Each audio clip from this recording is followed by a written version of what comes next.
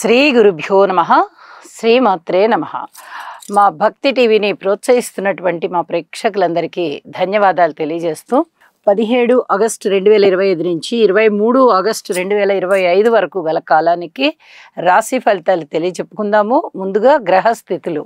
వృషభంలో చంద్రుడు ఉచ్చులో, అలాగే మిథున రాశిలో శుక్ర గురులు, కర్కాటక రాశిలో బుధుడు, సింహరాశిలో రవి కేతువులు, కన్యరాశిలో కుజుడు, రాహువు గారు వచ్చేసి కుంభరాశిలో, అలాగే వక్రించిన శని గారు మీనరాశిలో. వారాంతానికి వచ్చేటప్పటికి చంద్రుని యొక్క గమనము సింహరాశిలోకి వచ్చింది. శుక్రుని యొక్క గమనము కర్కాటక రాశిలో బుధునితో పాటుగా ఉన్నది. ఈ రెండు గ్రహాలు కూడా మార్పు చెంది ఉన్నాయి. ఇక గ్రహ సమ్మేళనాల విషయానికి వస్తే గురు శుక్రుల యొక్క కలయిక చాలా అద్భుతమైనటువంటి ధన యోగాలను ఇస్తుంది. అలాగే రవి కేతు కలయిక కొంచెం పితృవంశానికి సంబంధించినటువంటి గ్రహస్థితులు అన్నమాట ఇవి.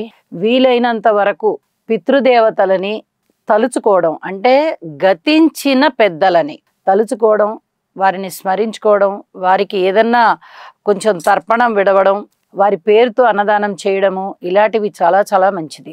ఇక వారాంతానికి వెళ్ళేటప్పటికి బుధ శుక్రుల కలయిక జరుగుతుంది.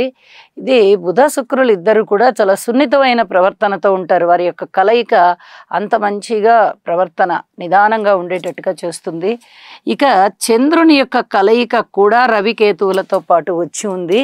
ఇది అమావాస్యను సూచిస్తూ ఉంటుంది. త్రయోదశి, చతుర్దశి, అమావాస్య, పాడ్యమి ఈ 4 తిథుల్లోనూ ఏ 2-3 తిథుల్లో అయినా కూడా చంద్రుడు రవితో కలుస్తూ ఉంటారు. నెలకొక్కసారి ఇది జరుగుతూ ఉంటుంది. అయితే రవి చంద్రుల కలయిక చాలా చాలా మంచిది. పైగా రవి గారు స్వస్థానంలో ఉంటూ ఉండగా చంద్రకేతువుల యొక్క కలయిక జరుగుతుంది. కొద్దిగా ఏదైనా అనుమానాలకి దారితీస్తూ ఉంటుంది. అంటే ఎక్కువగా ఇది నమ్మాలా వద్దా, మనని సరిగ్గా గైడ్ చేస్తున్నారా లేదా అనే లాంటి ఆలోచనలు వస్తూ ఉంటాయి. అవి ఏ రాశి వారికి వస్తున్నాయి అనేది ఆ రాశుల్లో తెలియచెప్పుకుందాము. రవిచంద్రుల కలయిక అయితే మటుకు చాలా మంచిదే. అలాగే దృష్టుల విషయానికి వస్తే గురువు గారి యొక్క 9వ దృష్టి రాహు గారి మీద పడుతూ ఉంది. ఇది కొంచెం దైవభక్తిని తగ్గించే విధంగా ఉంటుంది. దైవభక్తి తక్కువగా ఉన్న వారికి పెంచే విధంగా ఉంటుంది. కానీ 99% నాస్తిక భావాలు పొడసూపుతూ ఉంటాయి. అలాగే శని గారి యొక్క 3వ దృష్టి చంద్రుడి మీద పడుతూ ఉంది. మానసిక వేదన ఎక్కువగా ఉండడానికి అవకాశం ఉంది.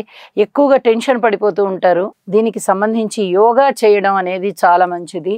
ఇక కుజుని దృష్టి శనిగారి మీద, శనిగారి దృష్టి కుజుని మీద. ఈ దృష్టిలు అస్సలు ఏమాత్రం మంచివి కాదు. ప్రయాణాల రీత్యా జాగ్రత్తగా ఉండాలి, ఆరోగ్య రీత్యా జాగ్రత్తగా ఉండాలి, కోర్టు కేసుల రీత్యా జాగ్రత్తగా ఉండాలి. ఇక అన్ని విధాల జాగ్రత్తే. అది ప్రతి రాశికి ఇంచుమించుగా జాగ్రత్తలు తీసుకోవాల్సినటువంటి పరిస్థితే కనిపిస్తుంది. కాబట్టి ఈ శని కుజ స్తోత్రాలు తప్పనిసరిగా చదవండి. అలాగే రవి కేతు రాహు ఈ స్తోత్ర పారాయణాలు కూడా తప్పనిసరిగా ప్రతి మనిషి పారాయణ చేయడం అనేది చాలా చాలా మంచిది. గ్రహస్థితులు ఈ 4 గ్రహస్థితులు అంతగా బాలేని కారణం చేత. అలాగే యోగా చేయండి, మానసిక స్థిమితం కూడా ఉంటుంది అని చెప్పి తెలియజేస్తూ, ప్రతి రాశికి ఇంకా ఏమైనా పరిహారాలు ఉన్నాయా అనేది ఆ రాశికి చేసే వీడియోలో తెలియచెప్తాను. రాశి వివరాల్లోకి వెళ్దాం. వృశ్చిక రాశి వారికి ఈ వారం రోజుల కాలాన్ని పరిశీలన చేసినట్టయితే 4 గ్రహాల యొక్క అనుకూలత చాలా బాగుంది అని చెప్పి తెలియచెప్పడం జరుగుతోంది. అయితే 7వ స్థానంలో చంద్రుడు బాగున్నారు, 8వ స్థానంలో శనిగారు బాగున్నారు, 10వ స్థానంలో రవి బాగున్నారు, ఏకాదశంలో కేతు బాగున్నారు. ఇవన్నీ కూడా చెప్పదగినటువంటి సూచనలుగా తెలియచెప్తూ ఉన్నాను. వాహనాలకు సంబంధించి కొనుగోలు అమ్మకాలు జరుగుతాయి. ఇది మీ మనసుకి ఉల్లాసాన్ని ఇస్తుంది. అయితే ఎక్కడ కేసులు లేకుండా చూసుకోండి. ఇది చాలా చాలా చెప్పదగినటువంటి విషయం. అంటే ఏదైనా ఒకసారి అమ్మినది మళ్ళీ రెండోసారి అమ్మడం, లేదా డబల్ రిజిస్ట్రేషను, లేదా మీ వెహికల్స్ ఎవరైనా దొంగతనం చేసి వాటిని అమ్మడం, ఆ దొంగతనం చేసి అమ్మే వాటి మీద మీరు కంప్లైంట్ ఇస్తారు, అవి అక్కడ అమ్మకానికి రిజిస్టర్ అవుతూ ఉంటాయి. ఇలాంటివి కొంచెం తలకాయ నొప్పిగా అనిపిస్తూ ఉంటుంది. అవి ఏవైనా జరగచ్చు. మొత్తానికి అంశాలు మటుకు అవన్నమాట. దొంగ సొమ్ము అమ్ముడవడం లాంటివి, అలాగే భూములు ఇలాంటివి కూడా అమ్మకాల విషయంలో డబల్ రిజిస్ట్రేషన్స్ ఉండడం కానీ ఇలాంటి వాటి విషయాలలో కూడా ఇబ్బంది. అలాగే వాహన ప్రమాదాల విషయంలో ఇబ్బంది. సంతాన రీత్యా కూడా ఓర్పు కలిగి ఉండాల్సిన పరిస్థితి, మాతృవర్గ రీత్యా కూడా ఓర్పు కలిగి ఉండాల్సిన పరిస్థితి. ఇక రుణాల విషయంలో కూడా కొన్ని రుణాలు తీరకుండా ఇంకా కొంచెం రుణభారం పెరిగేటటువంటి పరిస్థితి ఉంటుంది.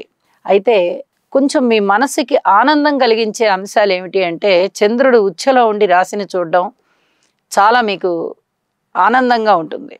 పిత్రార్జితాలు వస్తాయి అనే నమ్మకం కలుగుతుంది. ఇంకా పూర్తిగా చేతికి రావు, వస్తాయి అనే నమ్మకం కలుగుతుంది. అలాగే భార్యాభర్తల మధ్య అన్యోన్యత పెరుగుతుంది. వివాహాది శుభకార్యాలు జరుగుతాయి. పబ్లిక్ విషయంలో మీకు అనుకూలతలు బాగా ఉన్నాయి అని చెప్పచ్చు. అలాగే ఈ వివాహాది శుభకార్యాలు కుదురుతాయి. బంగారు ఆభరణాలని కూడా కొనుగోలు చేసే పరిస్థితి ఉంటుంది. అయితే ఈ విషయాలలో అధిక జాగ్రత్తలు పొందండి. ఇక్కడ చోర భయం కూడా కనిపిస్తుంది. ఏవైనా వస్తువులు చేయి జారే ప్రమాదం ఉంది కాబట్టి ఈ చోర భయం నుంచి బయటపడాలి అంటే మీ విలువైన వస్తువుల్ని భద్రపరుచుకోవాలి. ఇది చెప్పదగినటువంటి సూచనగా తెలియజేస్తూ ఉన్నాను. ఇక ఉద్యోగ జీవితం చాలా బాగుంటుంది, ప్రశాంతంగా ఉంటుంది, ఇంక్రిమెంట్స్ ఉంటాయి, ఉన్నతి కనిపిస్తుంది.